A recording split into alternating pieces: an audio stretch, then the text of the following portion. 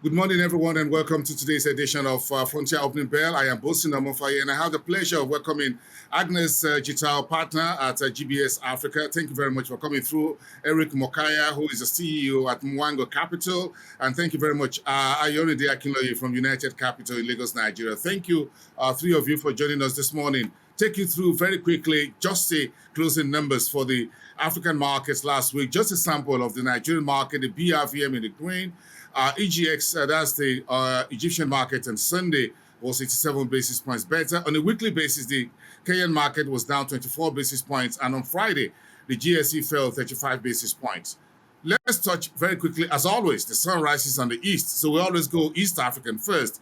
With the telcos now, the per minute call in Kenya is now 2 shillings 78 because the government has raised excise duties on airtime and data to 20% effective July the 2nd. What's the latest on making calls out of the that analysis for you this morning?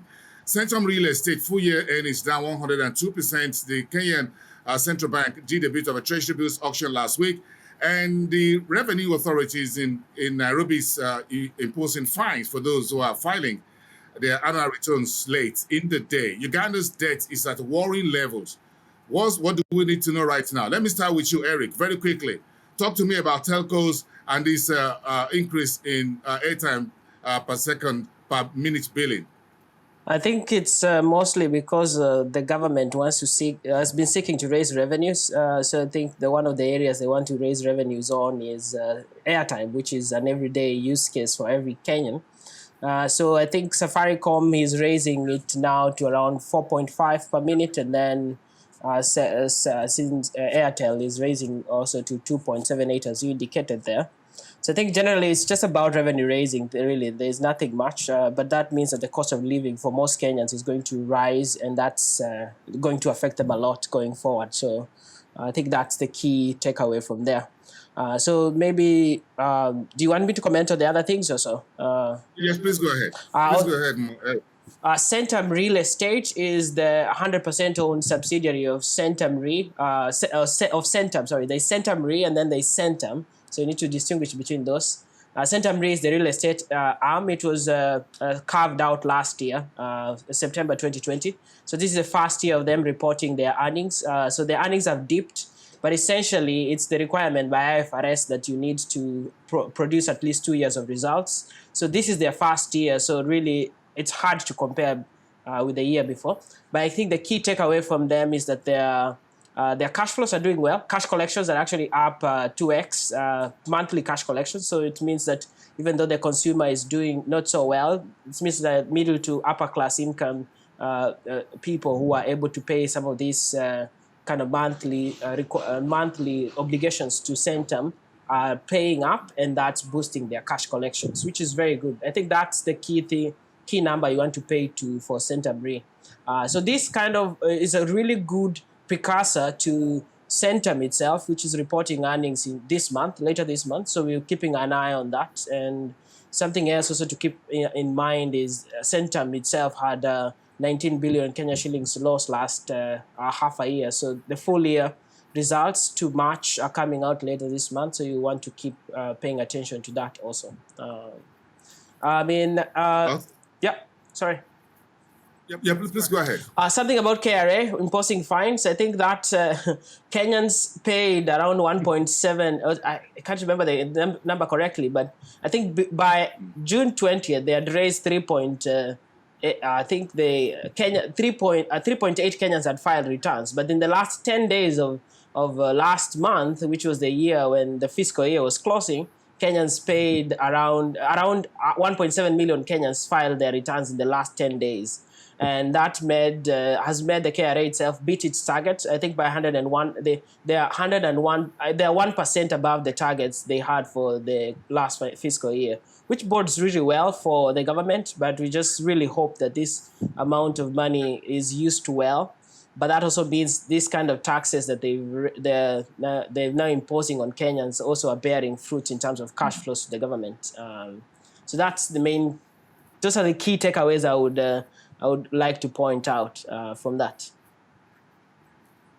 Interesting, Eric Mokaya. Thank you. Agnes, what about this telco's new costs of the higher costs and the government Finance Act, we understand that this higher level of excise duty or so is through the Finance Act that the Kenyatta's administration is implementing for 2021. Look, as Eric says, Kenyans will have to bear the cost of the fact that Kenya is heavily in debt.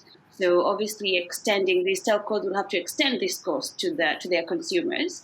Perhaps allow me to comment on the Uganda's statement that Uganda's debt levels are worrying up to 50%. That's quite interesting. If you look ahead to Kenya, where our debt levels are about 69%, I think Uganda has nothing to worry for. But that's quite a good statement coming from the finance minister, who says this is quite worrying, and I think it's up 51.9%. If Kenyans had that, we'll be laughing all the way back to the market to borrow more money. But this also raises the questions on how debt is manageable in Sub-Saharan Africa and how much more we can borrow with governments really straining to collect revenue from a very strained economy post-COVID-19. On KRA annual returns, Eric, my comment is, I wonder what sort of returns are this, because a lot of people have just really filed nil returns just to be able to meet the target, so to escape the fines from KRA. But it's really, Kenya Revenue Authority has been very innovative, really supporting the government. It's in its agenda to collect taxes from the businesses and the people. Which obviously goes towards government, hopefully debt repayment, and hopefully to some level would hope that this Eric points, that this revenue goes towards public service. That's it from me from East Africa, boss. Thank you, Agnes. I think Kenya is a bigger economy than Uganda, so I think the bigger you are, the more your debt, by the way. But that's just a way of thinking. I'm just kidding there. So if you have a bigger economy and bigger population in Kenya, then most likely your debt will be going up. But that's a conversation for another day. Let's look at West Africa, by the way. Thank you. Nigeria's market is get to deepen because the SEC approved 7 in total exchange traded derivatives, which was announced last week. 2 index futures, 5 for stock futures, which are some of the biggest names on Nigerian markets in banks, telco, and the industrial goods. The Central Bank of Nigeria will be refinancing state debts in the new financial lifeline for the subnationals. And Cameroon's Georges Weah is now on the board of the Societe Generale Executive Committee. Quite a few earnings stories in there as well. Ayoride, how do you pitch in this morning? Would you want to go with the market first, or you want to go the macro? As far as the CBN refinance is concerned. Yes, we can go any which way we want to go. We can just start with the macro on the CBN refinancing. So clearly, it's largely big concerning the fact that most of the subnational governments in Nigeria are not so solvent as you'd expect them to be, but largely because there's a lot of dependence on inflows from FAC inflows from the central government, basically. So it's really difficult for them to pay off most of their debts when they mature. So it's just in line with expectations that the CBN will refinance some of these debts to sort of give these subnational governments some leeway and an extended period for them to get their acts together and then be able to now pay off their debts as soon as possible. So the refinancing comes in as very strong good news for our subnational governments, but again highlights the fact that most of these subnational governments still have a long way to go in achieving fiscal sustainability. What's your initial thoughts on this new exchange derivatives that the SEC approved? Okay, yes. So on the newly approved derivatives, clearly the market authorities have been working on this initiative for a while now. It's been in the works for over 10 years now. So clearly, this first breakthrough is something that is quite significant for the market. Introducing the first derivative exchange traded derivative market in Africa will be something that will be quite landmark for the Nigerian capital market. Furthermore, it also deepens the offerings that we have because apart from the plain vanilla equities, bonds, and other fixed income instruments that we offer, being able to offer other complex financial products is something that is a plus for investor sentiment, as well as expanding the product offerings that we can offer investors in the market. So definitely it's a very, very strong positive in that perspective. Very strong positive. Eric, I know the Nairobi Securities Exchange has a derivatives market and moving very close more in that direction. How much about that do you think you can speak to us right now? The derivatives market is pretty nascent. It's very young, so it's really hard to.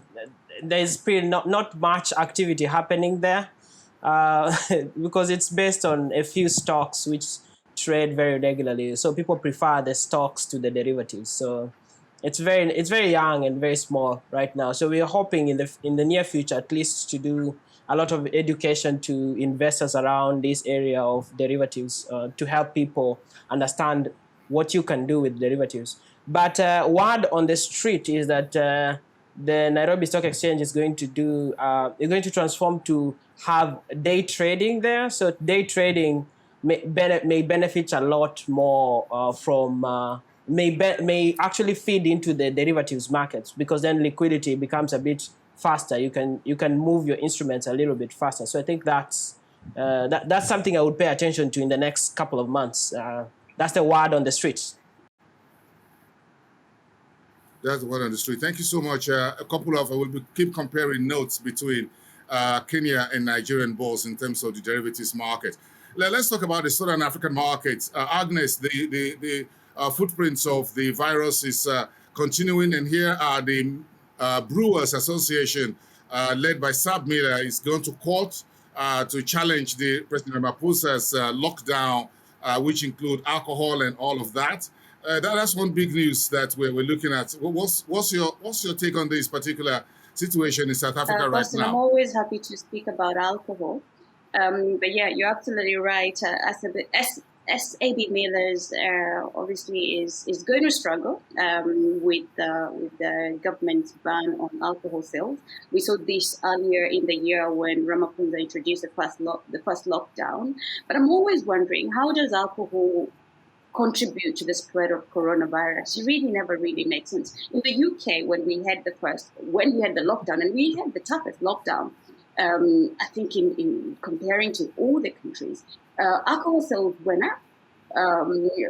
But when I think of it now, we also had very high fatality and infection rate. So I don't know what this decision is informed by, but certainly going to affect SAB Miller sales.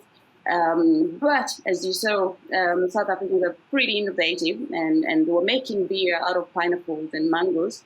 So I do hope that SAB Miller will be able to get back into the market.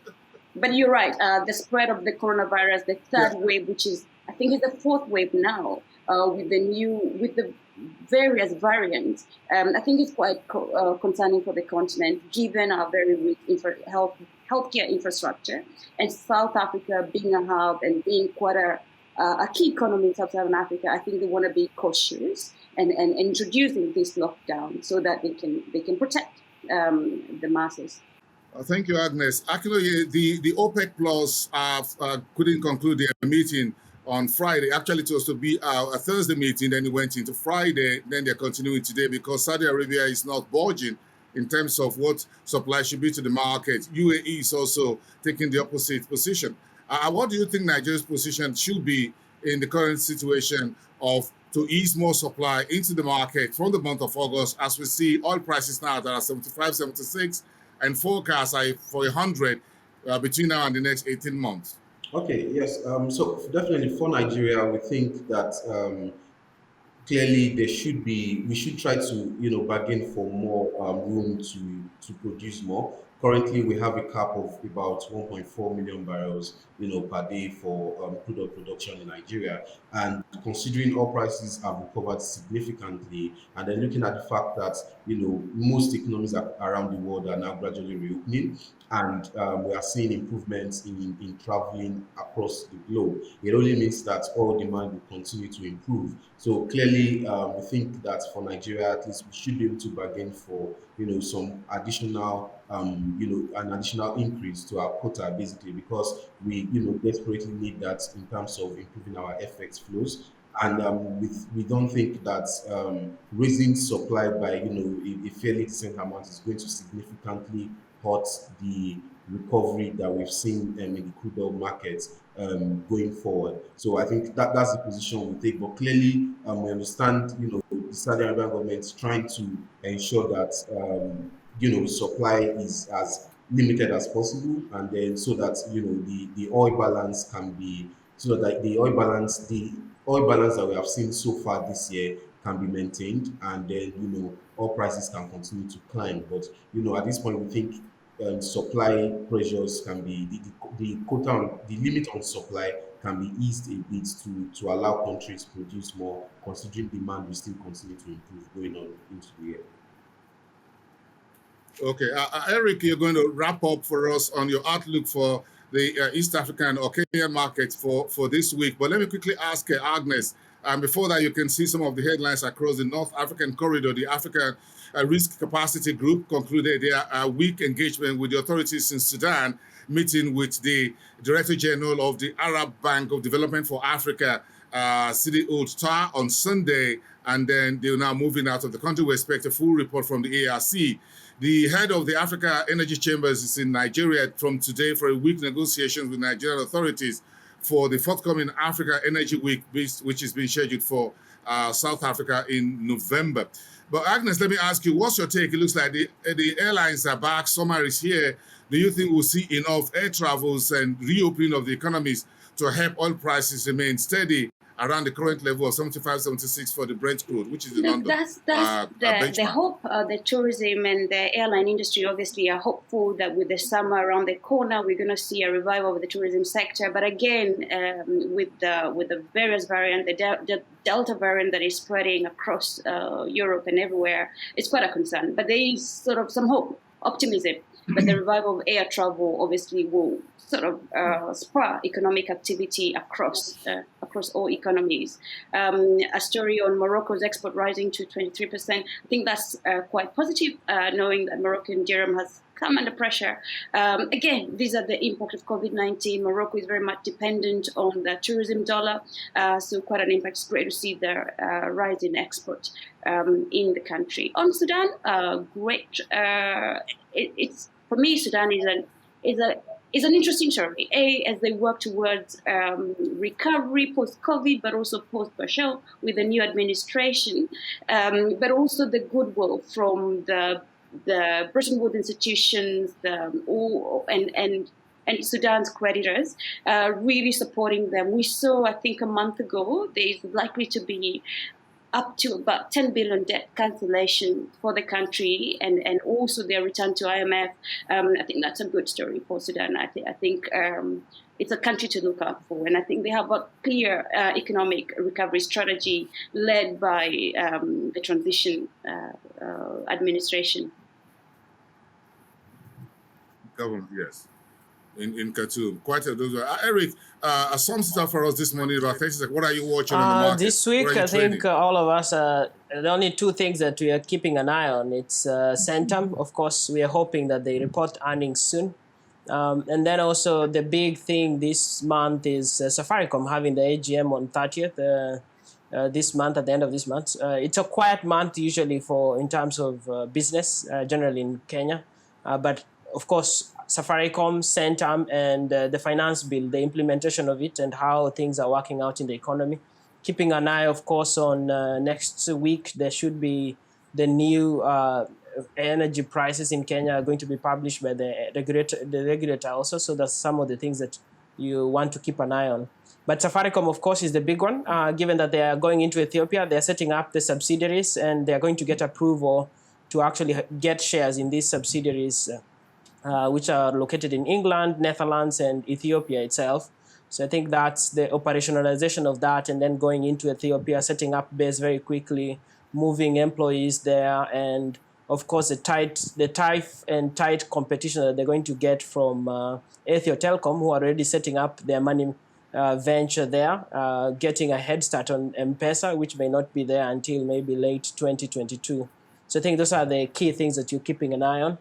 And of course, as always, just keeping an eye out for any news that may pop up out of nowhere, and those ones that may move the markets, of course, also.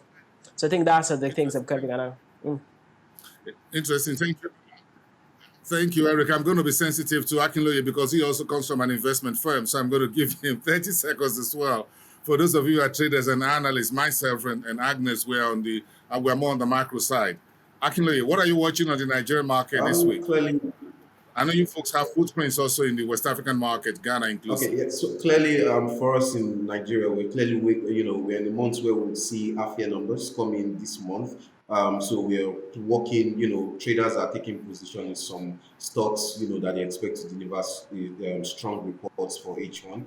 Particularly feeding from their Q1 results, basically, particularly stocks. In the consumer goods space, in the industrial space, because the high inflationary environment has given them room to raise prices. So those are key sectors that investors are sort of, placing a bet on to sort of outperform the market. And those are the key things that we are currently watching out for in Nigeria. Thank you so much. Akinloye Ayorinde, who is a member of the research team at United Capital in Lagos, Nigeria, Eric Mokaya, the CEO at Mwango Capital, and Agnes Jital, partner at GBS Africa out of London. Thank you very much. This is Bosin Omofaye out of Lagos, Nigeria. We thank you very much. Have a great week, everyone, and see you next time on Frontier Opening Bell.